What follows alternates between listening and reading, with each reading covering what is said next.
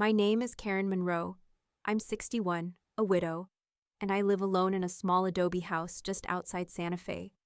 Most mornings start the same: the hum of the coffee maker, the quiet creak of the floorboards, and the sound of birds tapping at the feeder just beyond the kitchen window. I work as a bookkeeper for a small dental office in town. Nothing glamorous, but it gives me a rhythm, a place to be, a reason to change out of pajamas by 9 a.m. That morning was like any other. I made toast, sprinkled cinnamon on top, and flipped open my laptop to check emails before heading out. Bills, a store coupon, a reminder about a dental cleaning I already canceled. Then one stood out, no subject. Just the sender, Rachel Monroe, my daughter. My heart lifted for a second. Maybe she was sending a picture of the venue or sharing an update about the menu. We had just spoken last month about wedding plans. I'd already wired $25,000 to help secure the vineyard in Paso Robles. I even helped her pick the floral designer, the one she'd loved since she was 19. My hand was still on the mouse when I clicked to open the message. What I read didn't make sense at first. There was no greeting, not even mom, just a block of text explaining that, after discussing it with her fiancé and his family, they had decided it would be best if I watched the ceremony from home. She wrote that his parents wanted an intimate feel and were very particular about the guest list. She added that they hoped I'd understand and ended with a line that nearly made me laugh out loud. Except it wasn't funny. If you want to be a part of it, there's a live stream link. Should be just like being there. LOL. I sat still for what felt like a long time. The coffee beside me had gone cold. I didn't cry, didn't shake. My eyes didn't even blur. I just stared at the screen, like maybe if I waited long enough, the words would rearrange themselves into something kind. But they didn't. They stayed in place, cold and careless, like a memo sent to a former employee. I thought about replying something sharp, something that would let her know exactly how it felt to be removed from her daughter's life, like a wedding vendor that didn't make the final cut. But I didn't. I closed my eyes, took a breath, and typed 4 words. Sure, enjoy your day. Then I hit send. That was it. I got up, poured the coffee down the drain, and rinsed the cup like it was any other Tuesday. But it wasn't. That was the morning everything quietly cracked beneath my feet. And somehow, I stayed standing. Rachel was always the center of my world. From the moment I held her in the hospital, wrapped in a faded pink blanket and still screaming, something in me shifted. I don't know if it was instinct or devotion, but I knew I'd spend the rest of my life trying to make sure she never felt alone. Evan came 3 years later, quieter, more inward, with his father's eyes and his own world of Legos and library books. He was easy to love but harder to reach, and by the time he turned 10, he had already learned to do things on his own. Rachel, though, needed more, or maybe I needed to give more. I'm not sure anymore. I remember the time she made the school choir in 6th grade. They had a performance in 2 weeks, and every girl was supposed to wear a knee-length navy dress with lace trim. We didn't have money for extras that year, not even $50 for a new outfit. So I pulled out my old sewing machine from the garage, stayed up past midnight, and stitched one together out of a fabric I found on clearance at the craft store. I remember how she twirled in it the next morning and said it looked better than the other girls. That night, I cried alone in the laundry room. Vacations were always a maybe, mostly a no. When other families went to the Grand Canyon or San Diego, we stayed in town. I'd make picnics in the living room and rent movies from the gas station kiosk. I told the kids it was special, that we had more time together this way. And maybe we did, but it never felt like enough. There was a year when Rachel lost her scholarship after switching majors. She was devastated, on the phone with me in tears, convinced her future was over. I sold the last piece of jewelry I owned that had any real value, my wedding ring, bought plane tickets, paid her fees, and stayed in her dorm apartment for 3 nights, cooking soup and helping her re-register.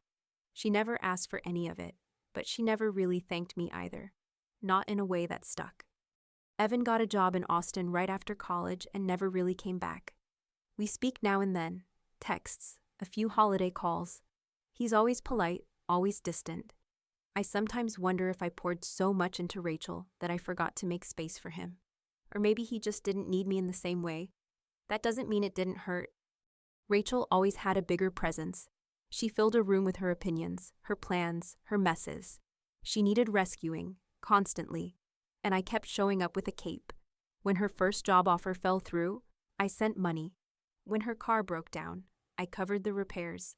When she fell in love, then fell apart, I flew to Los Angeles and held her in a tiny Airbnb, brushing her hair while she cried about a man who didn't deserve her.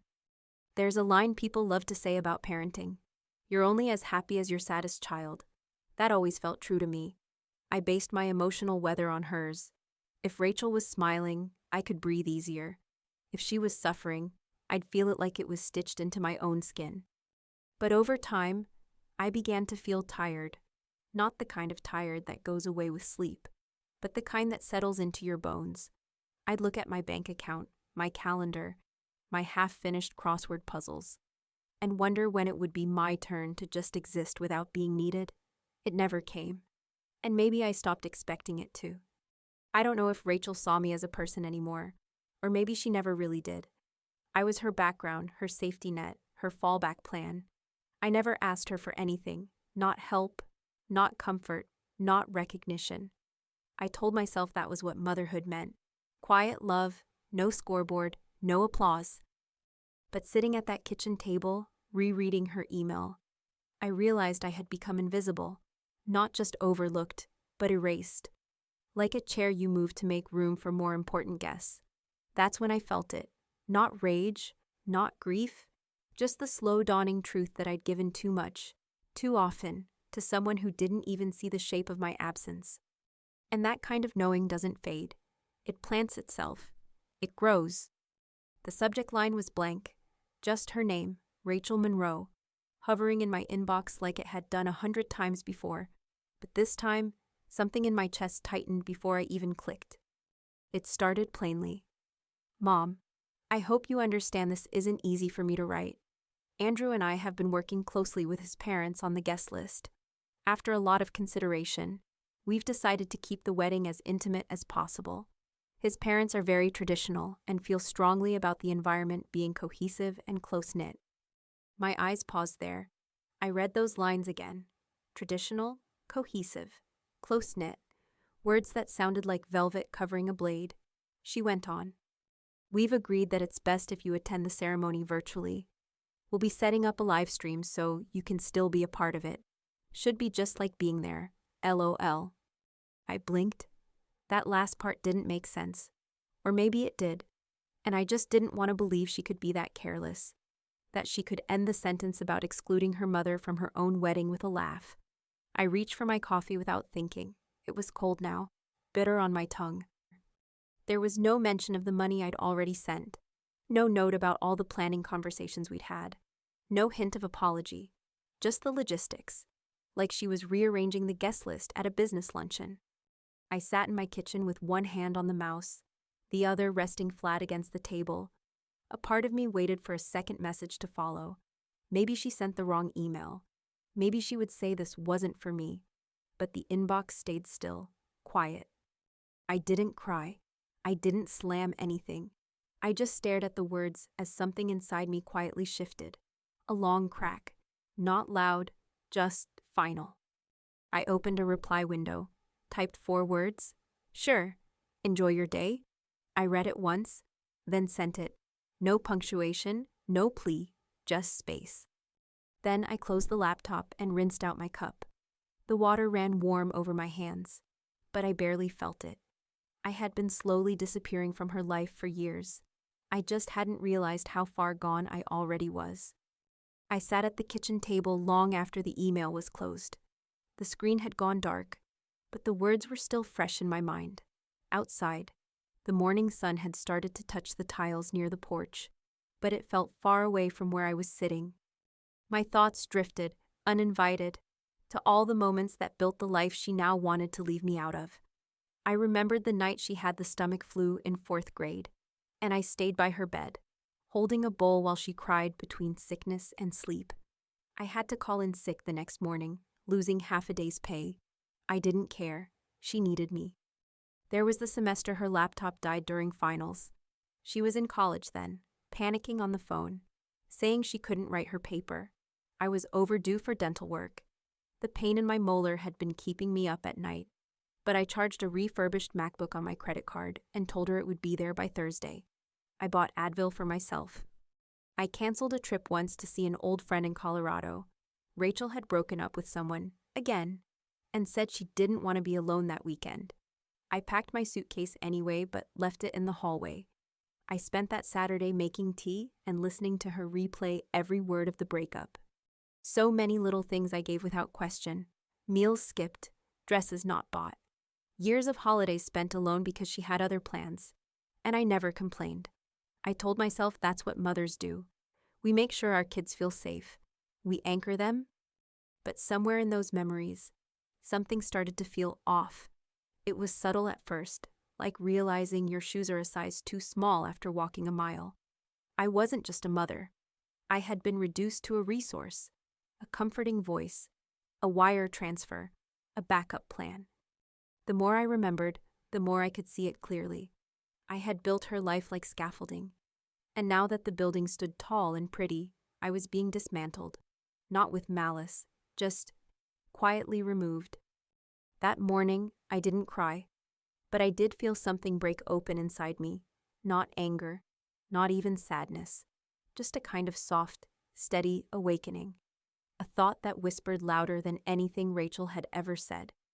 I'm not a person in her world, I'm a function, and I think, maybe for the first time, I didn't want to be that anymore. After work, I didn't drive home like I usually did. I turned left at the light and headed toward the first bank on Alameda Street. The sky was still soft with spring, and the radio murmured something low and familiar, but I wasn't listening. Carlos greeted me at the front desk. He's helped me with everything from opening Rachel's college fund to setting up my own retirement account. He stood when he saw me and smiled like always, but I think he could tell something was different. We sat in his office, a small glass room with a photo of his kids on the shelf behind him. I folded my hands in my lap and waited while he pulled up my records. When he asked how he could help today, I didn't pause. I need to cancel the wire transfer, the one scheduled for Friday. The $45,000 meant for the wedding venue. His fingers paused on the keyboard. He looked up slowly, as if waiting for me to explain. I didn't offer one. I just said, things have changed. His voice softened. He said he could stop it, but there might be a penalty. He asked if I was sure. I told him I'd never been more certain of anything. The silence between us stretched. Then he clicked a few buttons and said I'd just made it in time. The funds hadn't moved yet. I signed the form. My hand didn't shake. When I stepped outside, the sun was just beginning to set behind the Sangre de Cristo Mountains. The light stretched long across the sidewalk. For a moment, I stood there without moving, holding my copy of the cancellation slip like it was a piece of my own breath. It wasn't revenge. It wasn't punishment. It was clarity. For the first time in a very long time, I was no longer fueling something that didn't value me, and that felt like freedom. Quiet, steady freedom. By the time I got home, my phone had already rung 6 times. Rachel's name lit up the screen again and again, followed by a voicemail from Evan. I didn't listen to any of them. I plugged the phone into its charger and flipped it face down. Then I opened the bottle of red I'd been saving for Thanksgiving. The one Rachel canceled on last minute. Work, she said. I poured a glass and stepped onto the porch. The breeze was cool but not cold.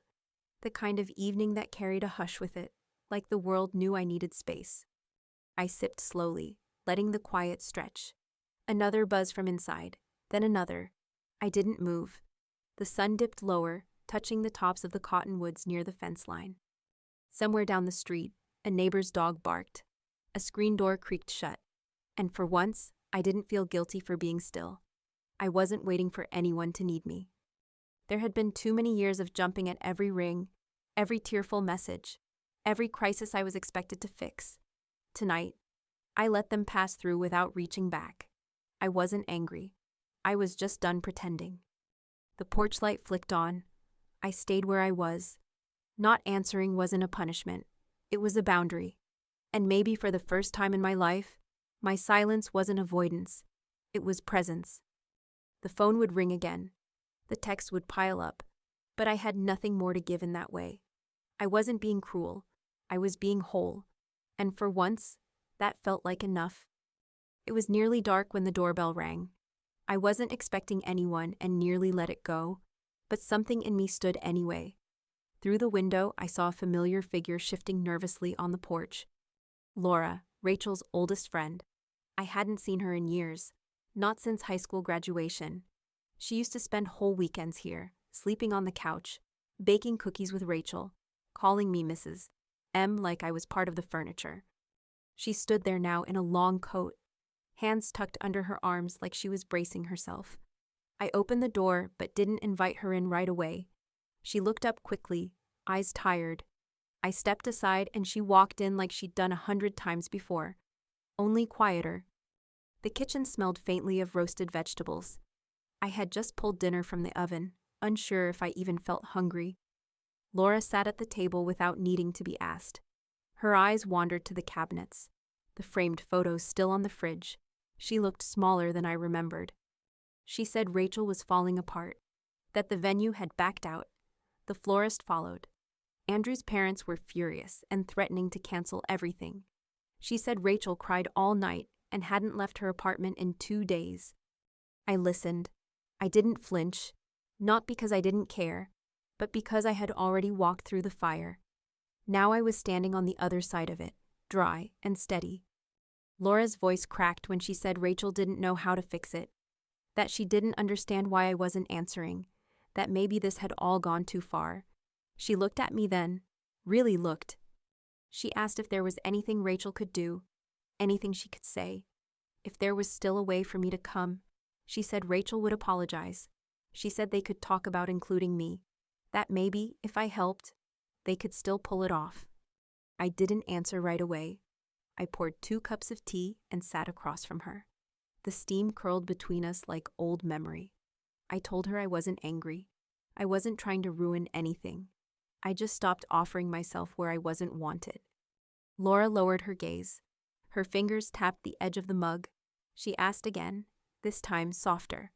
Was there anything Rachel could say that would change things? I could hear Rachel's voice in her words, desperate, demanding softness from the same place it had broken.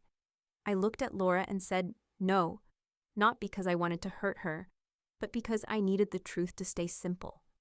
Laura nodded, slow and quiet. She understood. Maybe not for Rachel, but for herself. She didn't argue. She didn't defend. She just sat there, holding her tea, and let the silence say the rest. She stood to leave after a while. We didn't hug, but her hand brushed mine as she passed, and in that small gesture, I felt the weight of the years between us. She said she was sorry. I said she didn't need to be. As the door clicked shut, I didn't feel empty. I didn't feel triumphant either. I just felt clear. The kind of clear that comes when you finally stop trying to explain your worth to people who only listen when the money's gone. Later that night, after the tea was washed and the lights dimmed, I found myself thinking about my mother. She lived her whole life in service to everyone around her.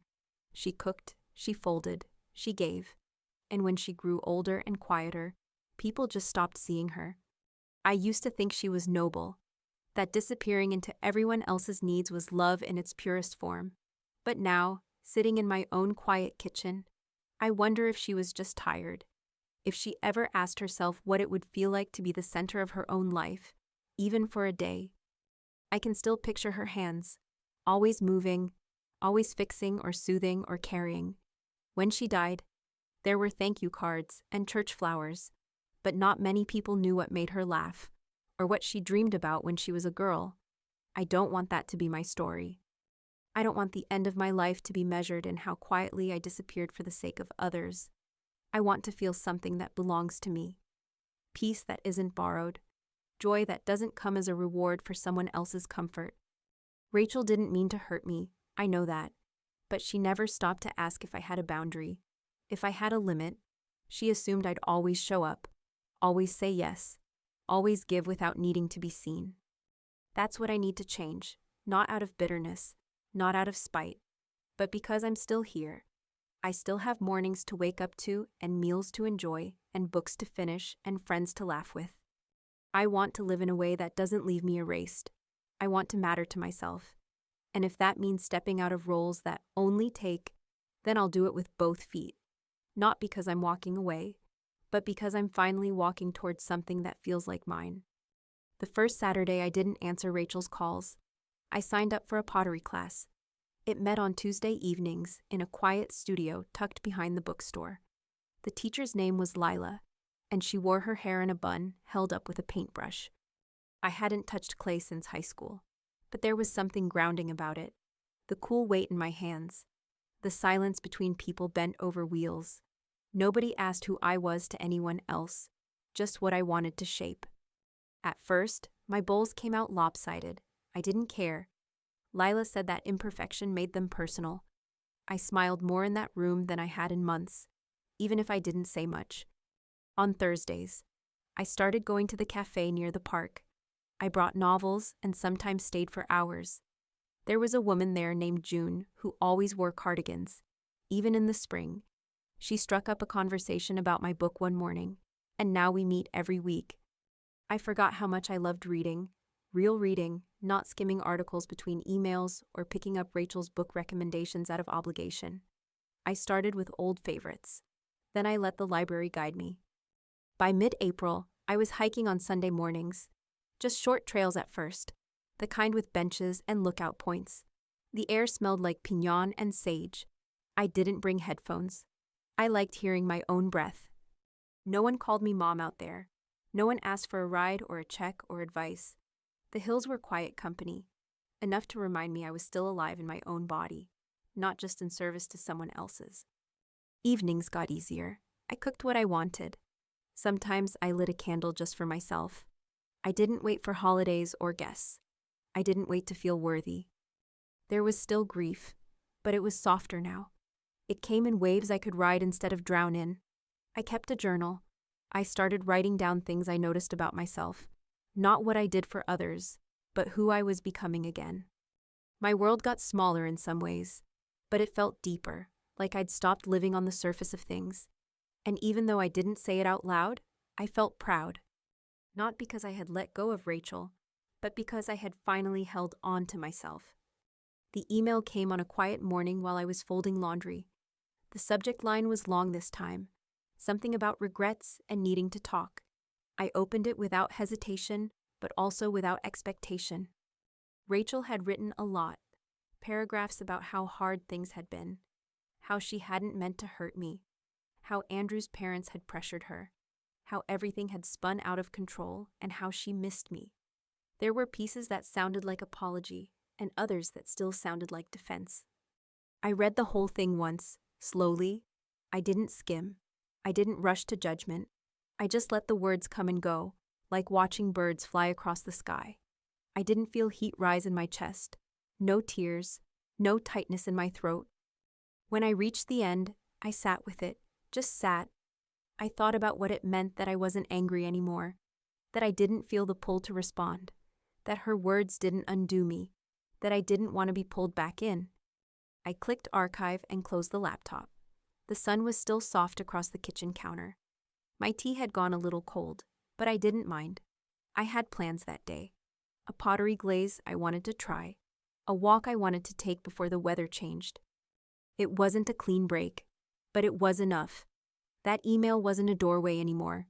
It was a period, and I didn't need to walk back through it. There's a kind of peace that comes when you stop proving your worth to people who only see your function. I didn't realize how much of my life I spent trying to earn space in rooms I helped build. I thought if I gave more, stayed quiet longer, sacrificed deeper, someone would finally see me. But here's what I've learned. If your presence is negotiable, then so is your effort. You don't have to keep showing up for people who only open the door when they need something. That's not love. That's convenience. For years, I measured my value by how much I gave. Time, money, patience, silence. I thought that's what being a good mother meant, but being good shouldn't mean being erased. Now, I wake up and ask myself a simple question. Do I want to be part of this moment, not out of obligation, not out of fear, but out of choice? Because I matter in it too. There's power in silence, but only when it comes from clarity, not defeat. When I stopped responding, it wasn't out of spite. It was because I finally understood that my peace was worth protecting. I'm not angry at Rachel anymore. I'm not waiting for an apology to make it all feel different. I don't need permission to move forward. I've already started.